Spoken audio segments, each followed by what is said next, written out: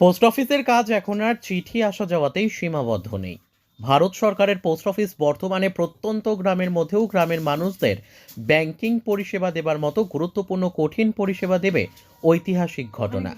মঙ্গলবার উত্তর দিনাজপুর জেলার প্রত্যন্ত গ্রাম নারায়ণপুরে একটি পোস্ট অফিসের শাখা উদ্বোধন করে এই কথা বলেন রায়গঞ্জের সাংসদ তথা প্রাক্তন মন্ত্রী দেবশ্রী চৌধুরী।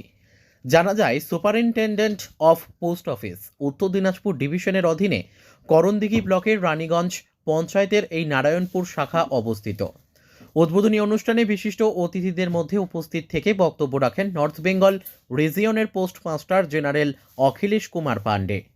উত্তরবঙ্গ রিজিয়নের পোস্টমাস্টার জেনারেল অখিলেশ কুমার পাণ্ডে বলেন, নারায়ণপুরের গ্রামবাসীদের দীর্ঘদিনের দাবি পূরণ হওয়ায় এবং আজ থেকে এই এলাকার গ্রামবাসীরা ডাক বিভাগের সমস্ত রকম সুযোগ সুবিধে ভোগ করতে পারবে জন্য তিনি খুশি বলে জানান।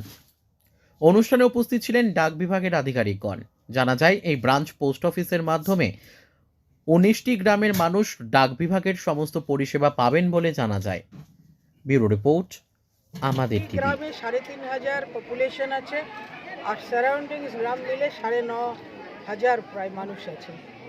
এটা একটা ছোট ব্রাঞ্চ অফিস করা হলো। আপনারা জানেন যে কেন্দ্র সরকারের যে সমস্ত যোজনাগুলো বেশিরভাগ ডাইরেক্ট বেনিফিটসের মাধ্যমে ডাইরেক্ট ব্যাংকিং মাধ্যম দিয়ে দেওয়া হচ্ছে।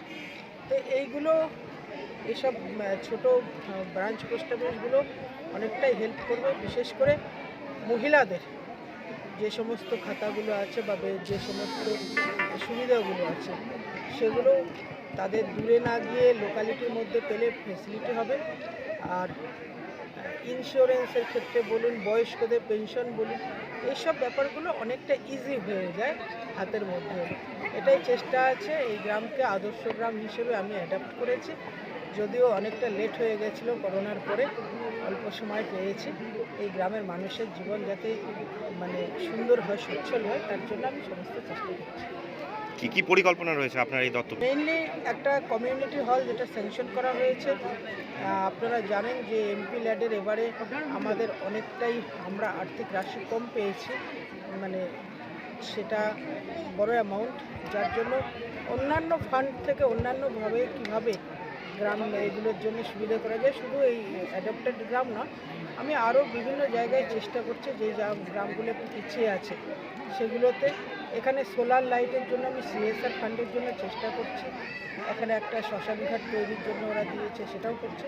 সবচেয়ে মেইনলি কেভিআইসির মাধ্যম দিয়ে, স্কিল ডেভেলপমেন্টের মাধ্যম দিয়ে 2-3টে ট্রেনিং, কার্পেন্ট্রি, টেলারিং আর এরকম ট্রেনিং করিয়ে তাদের মাধ্যম দিয়ে টুল কিটস দেওয়ার মাধ্যম দিয়ে এলাকার মানুষকে সচেতন এবং দক্ষ করে তোলার এই প্রকল্পগুলো নেওয়া আছে।